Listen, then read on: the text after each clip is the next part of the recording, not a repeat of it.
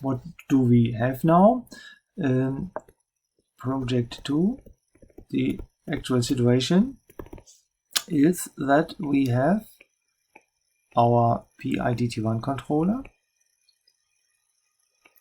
with our KC, TN, TV step tabs now working with our process PT1 number 1 connected to PT1 number 2.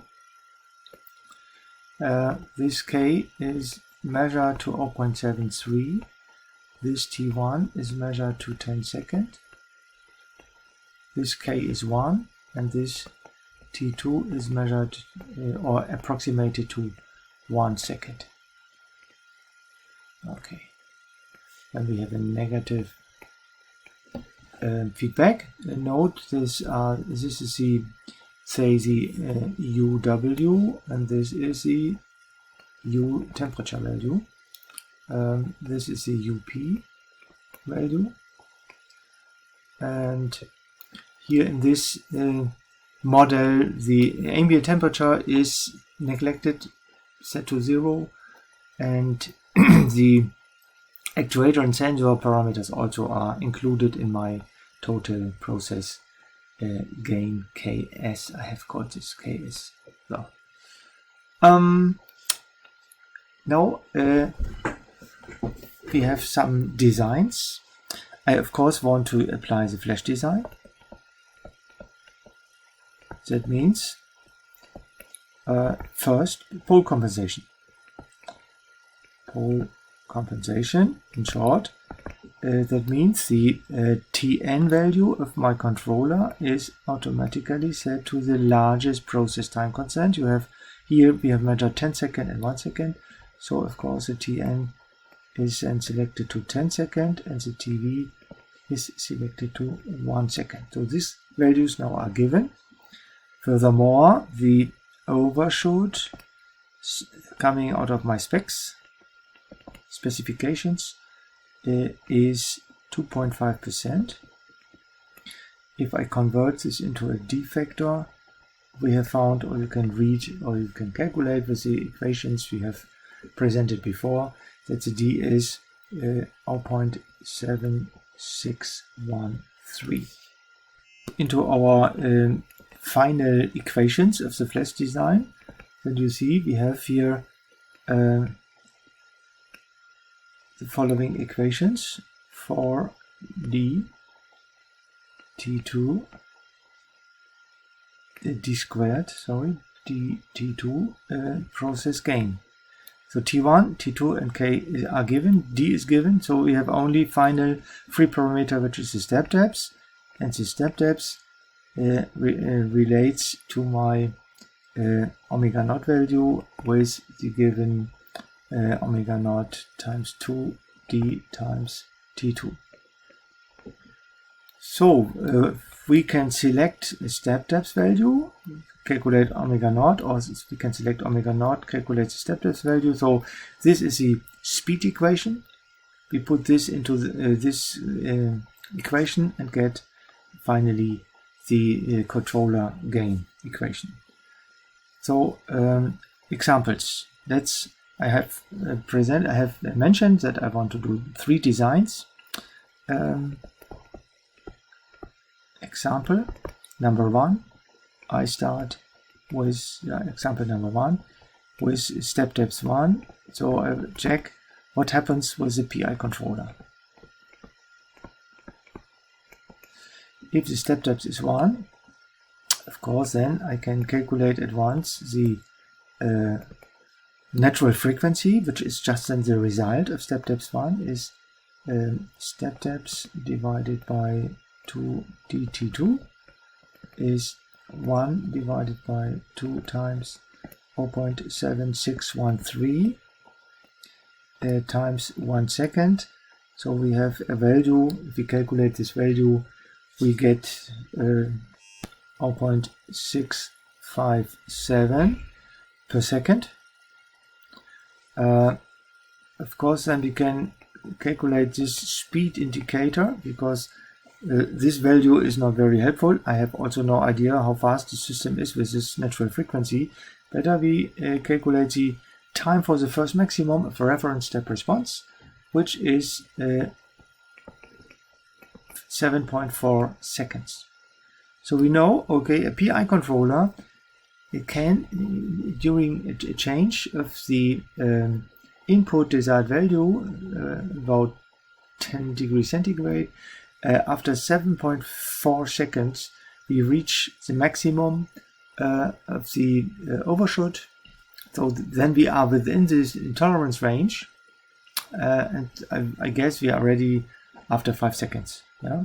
So this is the TM value, and with all other values, we can calculate Kc as step depth is 1 times 10 seconds divided by 4 times 0.7613 squared times 1 second divided by 0.73 for the process gain. And finally, if you put this into your calculator, you can find that this is a gain factor of 5.9. I can show you that all these values also comes out of my tool program. Let's start this. The tool program is here the flash design. Now we replace our given values. Ks is 0.73, T1 is 10 seconds, T2 is 1 second. We now automatically here in the program it looks for the largest one and set Tn to the largest parameter. Then of course we have to change to 2.5%.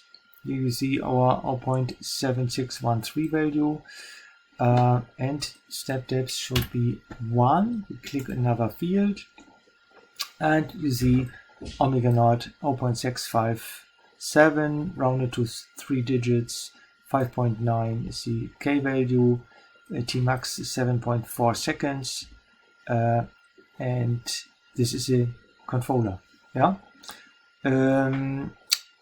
If the resistance here should be 100 kilo ohm, you know, what this is. Yes, the rounding here is step depth is, ja, ist sehr gut. Will nicht. This rounding is good. Okay, this should be 1. Yeah. Now we have a step depth on. Sorry for this rounding error. We have now 100 kilo ohm, and forgive me please, this rounding errors comes because my display only use 4 digits here, or here 5 digits, but internally of course I calculate with 16 digits.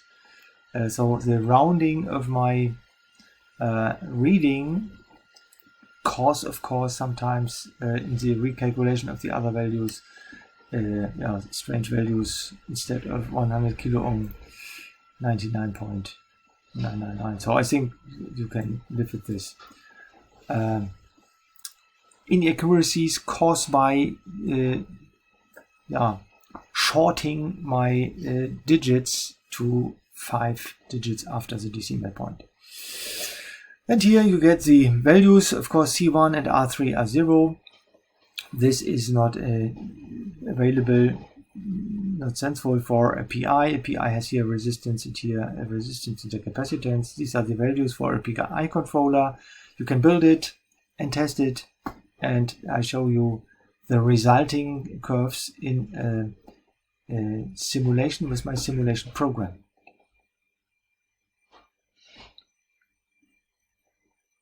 Now I start my analog simulation program like C#, and I want to show you that exactly that what I have calculated is really also the result of my simulation.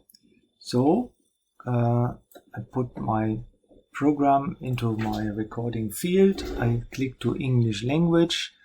I start with a PI controller. This PI controller has a gain of 5.9. The time constant of the PI controller is the largest one. The TN value is 10 seconds. And I add now the process blocks. Here I type in the 0.37 values, and of course also the time constant 10 seconds. The second PT1 gets now the 1 second value and the gain 1 unchanged. Say OK. Then we have a summing point, then some branches. I close now the loop and show you in the next step the calculation of the reference step response. Don't forget the minus sign, otherwise this won't work. Minus sign is click on the branch, gives an inverter. And now I can calculate the step response with this program. So I shift this into my window. This should have a scale of 10 seconds. Input step amplitude is 1 volt, 10 degrees centigrade. Output block number is the temperature, is block number 3. And input, of course, we have only one input, is 71. So if I click on recalculate, I should see now the temperature curve, and you see here the maximum is around about 7.4 seconds, and the overshoot, is 2.5%. I show the coordinates, and maybe you can see this. I go to the touching curve, and then you see that is between the y value, the y value 0.1 to 0.13. This is exactly 2.5%, and the settling time is this point. Settling time here, the tolerance range is entered, and the settling time is 5.2 seconds. That is the resulting curve. If we look for 20 seconds, you see there the final value is exactly 1 volt, 10 degrees centigrade, no control error.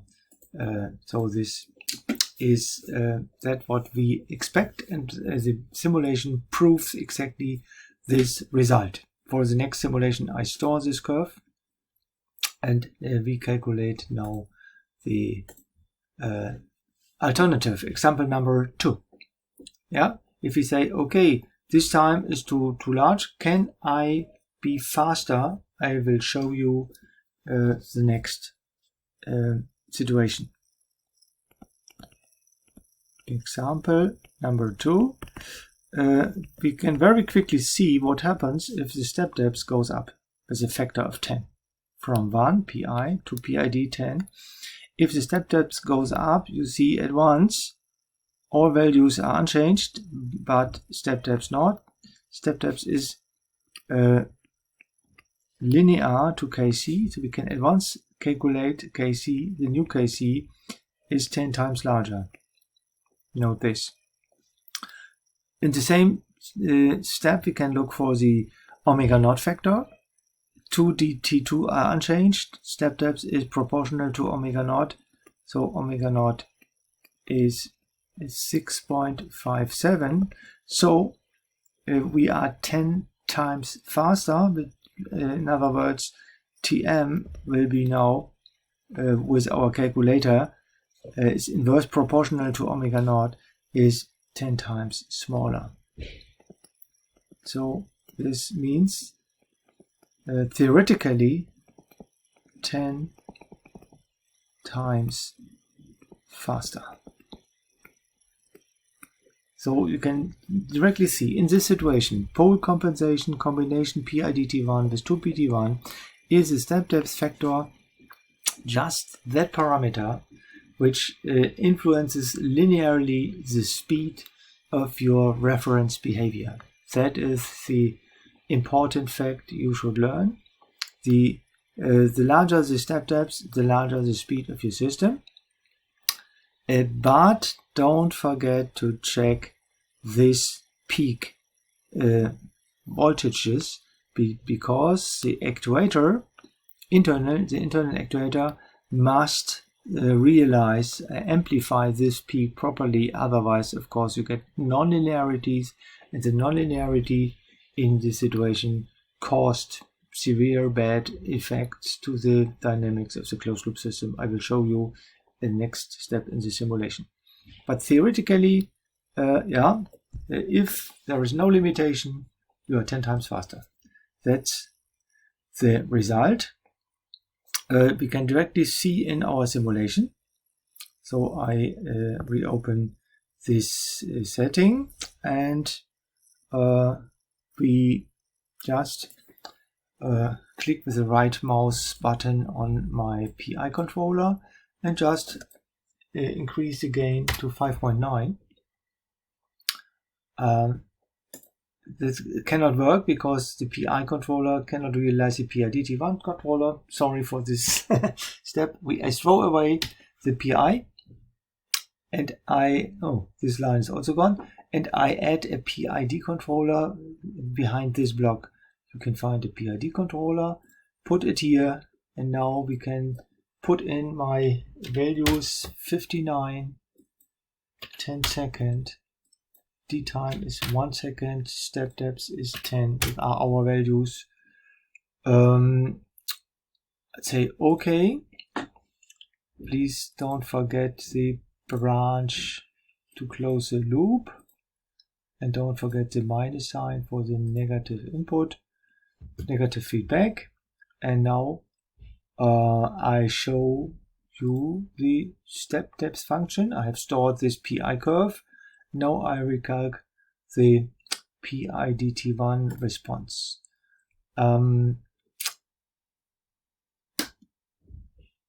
Ups. Was ist das denn schon wieder?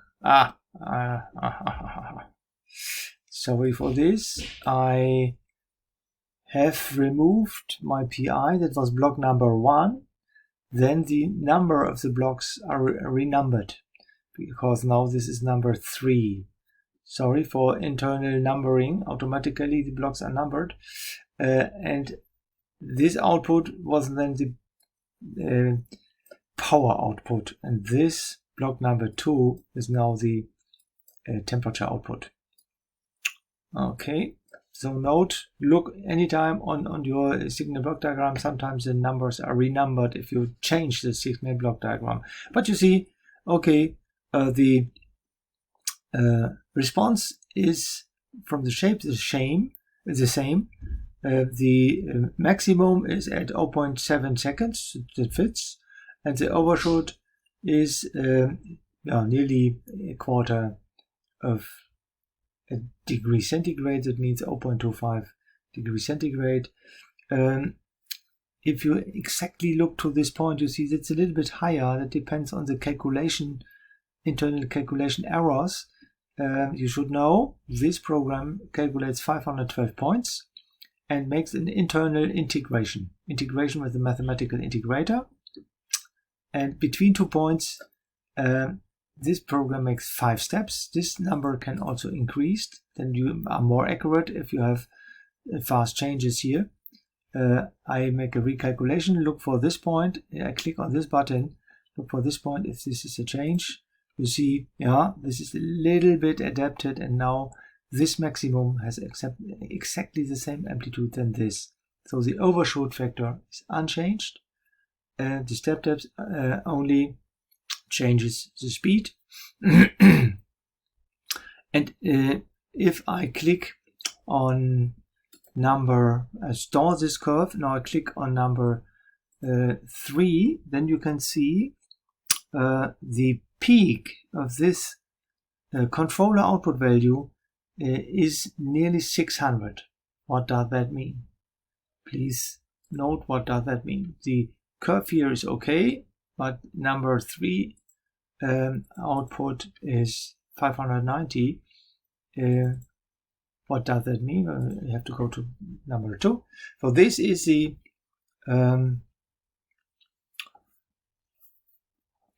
reference response of my temperature, which looks good. but we need this power signal 590. Note this signal is what? That is the voltage of my PIDT1 controller going to the input of the actuator. And note that 590 volts are not realizable. We have only 10 volt. Or in other words, the 590 volts, if we have a good operational amplifier, say plus or minus 1000 volt, then this 590 volts must convert it into a power peak. So multiply 590 volts with 170 watt, then you are nearly at 100 kilowatt. We need to get this point, we need 100 kilowatt power peak. Of course, with our hardware, not realizable. So this is real theory. In real life, we get a different curve, which is shown in the next step. But to complete this discussion, let's have a look in my workbook. There you can find a table. So I just shift so that you only can see the both rows. Here are the numbers collected we have calculated in this second example. You see step depth is changed from 1 to 10. Later you will see the curves in also a display of this workbook. Here you see the time for the maximum decreased to factor of 10. Same overshoot. Omega naught is multiplied with factor of 10. And of course, theoretically, the settling time, this is the settling time, is also decreased with a factor of 10. We are 10 times faster in theory. But if you now looking for the real situation, we now take the same controller, but now we make a limiter here at this point to 10 volt or to 1.7 kilowatt. In this case, we will see the next situation. Yeah. So in our simulation system, we can now calculate the situation if our controller now, right mouse button, is limited to a 10 volt output. Yeah? The output of the controller is the power voltage of the operational amplifier. Note that I now deactivate that what we call anti-wind-up function. This comes later what this is. Yeah, please at this point deactivate this checkbox, because you want to have a pure situation PID controller with limited output. Calculation is now done, and you see now the red curve is theoretically PID with step depth 10, and the green curve now is the predicted temperature output if we have the step depth 10 controller, but now with limited controller output. And you see there is an amplitude in overshoot of 10%, and if you wait for your 2.5% settling time, this is longer than 20 seconds. Yeah? Caused by this large overshoot, you are much slower as expected. You expect this fast and are slower than a simple PI controller. So note that is always the situation in PID T1 applications. Theoretically, it can be a very good behavior, but practically caused by limitations of your actuator, you get a worse behavior than a simple PI. Yeah, so step depth 10 selection is not good selection. This is shown in this table.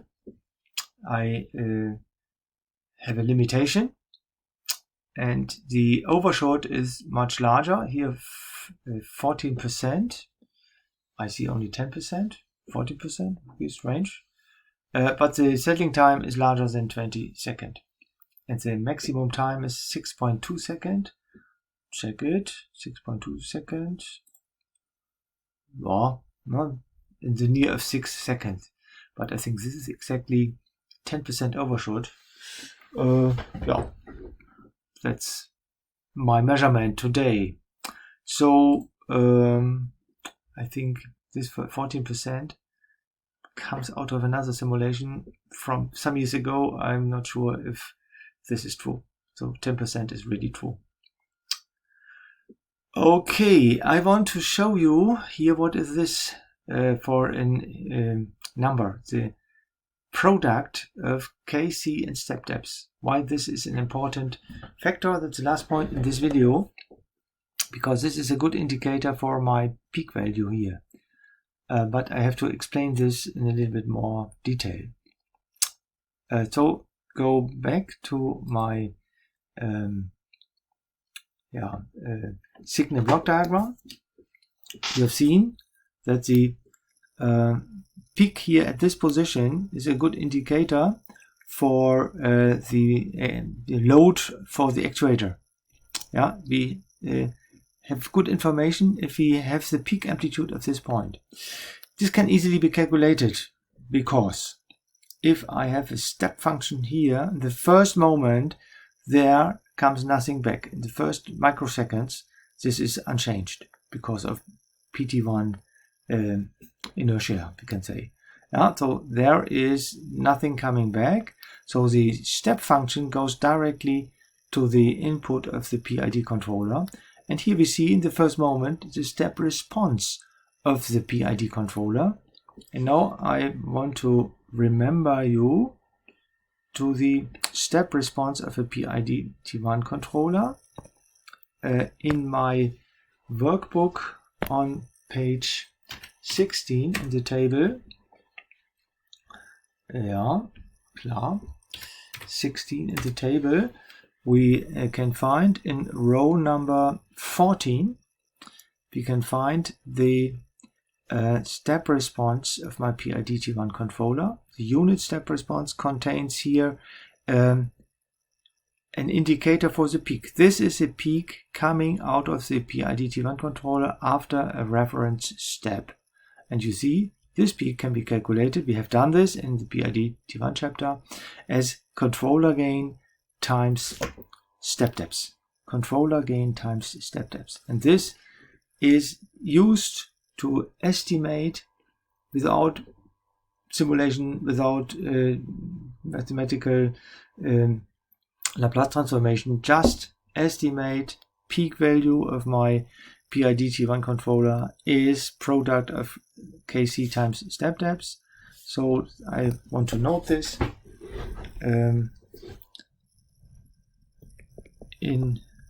Investigate peak of actuator input is calculatable, is gleich peak is Kc times step depths times, of course, in the unit step function times 1. But if you have here a step amplitude called W naught, then of course the peak is also multiplied with the amplitude. Yeah? In our case we have a 1 volt step, this is 1, then the output of the controller is Kc times step depths, and in PI case we have 5.9 times 1 is 5.9 volt. In the PID-T1 case we have step depths was 10 times 59, and you see the problem we have.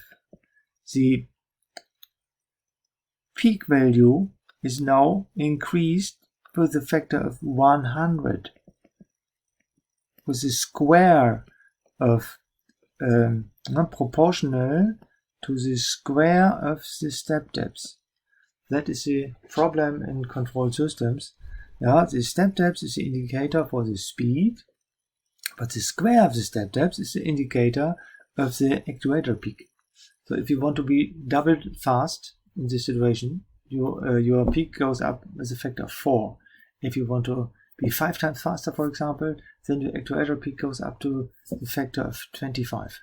And this indicates that, in many applications, the people avoid step depths because, or PIDT1 controllers, they just work with PI because most actuators don't like high peaks, because the higher the voltage which is possible, the more expensive is an actuator, and that is not a linear relation. That is a non-linear, an exponential relation.